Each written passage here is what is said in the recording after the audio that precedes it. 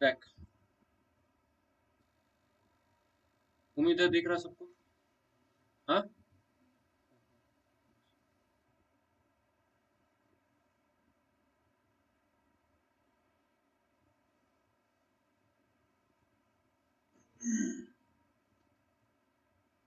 अब देखो दिख रहा है ना स्क्रीन, ये तो पता ही होगा। ठीक है, यहाँ पे हम क्या कर रहे हैं, 10 रोल नंबर लेने के लिए कैरे डिक्लेयर किया, उसके बाद और यहाँ पे मैसेज प्रॉम्प्ट कर रहे हैं कि enter 10 roll numbers in ascending order. अभी हम प्रिज्यूम कर ले रहे हैं कि असेंडिंग ऑर्डर में इनपुट आएगा, क्योंकि अभी सॉर्टिंग तुमने सीखा नहीं तो किसी भी ऑर्डर में आएगा इनपुट, उसको मुझे सॉर्ट करना है, उसके बाद इस पे सर्चिंग लगाना है। तो ये इनपुट के पर्पज से मैं ले रहा हूँ, ठीक है। उसके बाद ये इनपुट हो जाने के बाद हम क्या इनपुट ले रहे हैं कि जो सर्च रोल नंबर होगा उसको मैं इनपुट ले रहा हूँ इससे। अब देखो क्या किए हैं, boolean flag equals to false जो अभी बोले, ठीक है। Start equals to 0, end equals to roll number, यहाँ पे रोल नंबर है मेरा एरे, रोल नाम से, ठीक है। जो एरे क्रिएट किया हूँ वो रोल नाम से, तो int end equals to roll dot length -1, index equals to -1 लिया हूँ। यहाँ पे इंडेक्स का ये यूटिलिटी है कि कौन सा इंडेक्स पे मेरा वो रोल नंबर फाउंड हो रहा है वो डिस्प्ले करने के लिए। बात समझ में आया? कौन से इंडेक्स पे रोल नंबर फाउंड हो रहा है वो डिस्प्ले करने के लिए मैं यहाँ पे इंडेक्स लिया हूँ। क्लियर? ठीक है, नहीं समझ में आया? -1 इसलिए लिया क्योंकि मेरा एरे इंडेक्स शुरू होता है 0 से, इंडेक्स -1 एरे का होता नहीं है। तो ये इंडेक्स -1 लेने का ये ऐसे भी मैं उसको यूज कर सकता हूँ कि अगर एरे में एलिमेंट फाउंड है, इंडेक्स इक्वल्स टू वो एरे एलिमेंट कर दूंगा, बाहर मैं चेक कर सकता हूँ कि if index greater than equals to 0 तो एलिमेंट फाउंड है। और वो इंडेक्स वाला ही जो है उसी से मैं इंडेक्स भी प्रिंट करता हूँ, कौन सा इंडेक्स मिल रहा है। बस समझ में आया? एरे इंडेक्स कौन सा एलिमेंट, कौन सा इंडेक्स से एलिमेंट फाउंड हो सकता है 0 से लेके n-1 तक ना, -1 तो नहीं हो सकता। तो ये इंडेक्स 1 लेने का दो काम हो रहा है, एक है कि मैं कौन सा इंडेक्स है उसको मैं डिस्प्ले कर पाऊंगा, दूसरा कि एरे एलिमेंट फाउंड है या नहीं है उसको भी मैं इंडेक्स से चेक कर पाऊंगा। समझ में आया?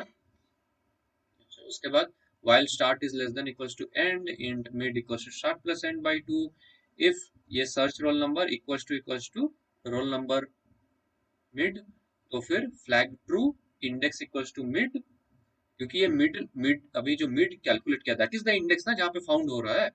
समझ में आया ना? तो इसीलिए इंडेक्स इक्वल्स टू मिड, और फिर हम करेंगे कि ब्रेक। एल्स इफ वही सेम केस कि search roll number is greater than roll number mid, तो फिर start equals to mid plus 1, else end equals to mid -1। अभी तक जो लॉजिक किया है, उसके बाद बाहर इफ फ्लैग मतलब boolean flag equals to true, तो ये वाला केस जब फाउंड है तो फिर roll number found at index, जो भी इंडेक्स में फाउंड हो रहा है वो डिस्प्ले करूंगा, else roll number not found. समझ में आया? इसका आउटपुट देख लेते हैं।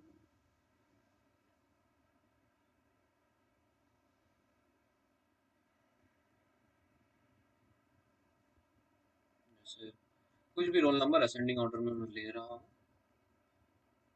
10 रोल नंबर लिया, enter roll number to be search, बोलो कौन सा रोल नंबर डालना है। 5 तो बीच वाला ही हो जाएगा, 7 फाउंड एट इंडेक्स 6, 7 है 6th इंडेक्स पे, ठीक है। तो role number found at index 6। अभी मान लो एक ऐसा रोल नंबर देते हैं जहाँ पे नॉट फाउंड होगा,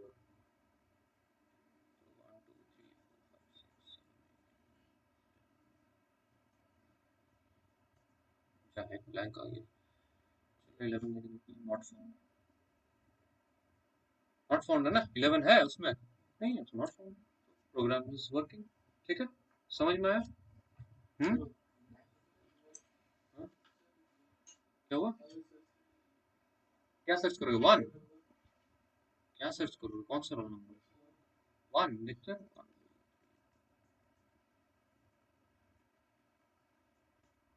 रोल नंबर 1 सर्च करना है, 0th इंडेक्स पे है ना रोल नंबर 1। ये जो रोल नंबर डाल रहा हूँ वो एरे का इंडेक्स वाइज स्टोर हो रहा है।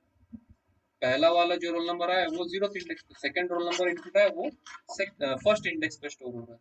तो रोल नंबर 1 सबसे पहले इनपुट आया वो 0th इंडेक्स पे स्टोर हो रहा है। फ्लैग काम करेगा इसमें, फ्लैग फ्लैग का पर्पस है कि रोल नंबर फाउंड है या नहीं है, वो इंडेक्स प्रिंट करने के लिए ये वाला वेरिएबल है इंडेक्स। फ्लैग का काम यहाँ पे यूटिलिटी है कि वो फाउंड है या नहीं है वो डिस्प्ले करने के लिए। ठीक है, समझ में आया? कुछ डाउट? पक्का? ठीक है, होमवर्क लिखो बड़ा बड़ा करके कॉपी में, पीच पाच करने से नहीं होगा। होमवर्क लिखो, revise revise all array classes. कोई होमवर्क दिया था मैंने? क्या होमवर्क था? समझ नहीं हुआ? नहीं, तुम तो अच्छे बच्चे हो ना, याद रखना पड़ेगा। वो वीडियो क्लासेस है वो सब वीडियो में नहीं था, देखा ही नहीं सर, बस कोडिंग था वीडियो में और कुछ नहीं। लास्ट तक सुना ही नहीं।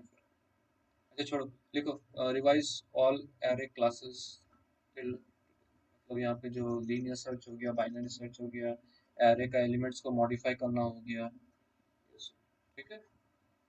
और समझ में आया?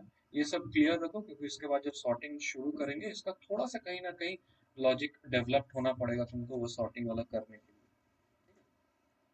जैसे बाइनरी में स्टार्टिंग में लग रहा था ना कि क्या हो रहा है, तो समझ में नहीं आ रहा लगा कि नहीं, लेकिन उसके बाद अभी 2-3 बार बोलने के बाद क्लियर तो हो गया ना। सर्चिंग में क्या होता है, सर्चिंग में थोड़ा सा कहीं ना कहीं हमको लॉजिक का जरूरत पड़ेगा। अगर तुम लोग ये बेस क्लियर नहीं है तब वहां जाकर दिक्कत होगा, क्योंकि क्वेश्चंस जो आएगा वो है तुम्हारा सर्चिंग के लिए। हो सकता है कि अनसॉर्टेड एरे दे दो, तो अनसॉर्टेड एरे आने से पहले सॉर्टिंग करना पड़ेगा, फिर सर्चिंग करना पड़ेगा, दोनों ही एक साथ इम्प्लीमेंट होगा। मेरा कोई भरोसा नहीं है, मैं 9 का ले लूंगा ये सबसे, वो तो पहला जो चैप्टर आधा बुक तो 9 का ही है। ठीक है, ओके।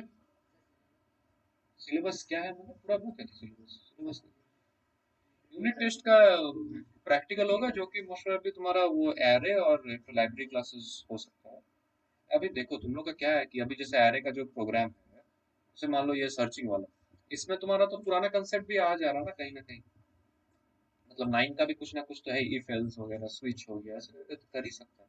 तुम अभी उस हिसाब से सिलेबस मत सोचो, हमारा सब कुछ इंटीग्रेटेड है, कुछ अलग थोड़ी है। ठीक है, ठीक है, आज छुट्टी।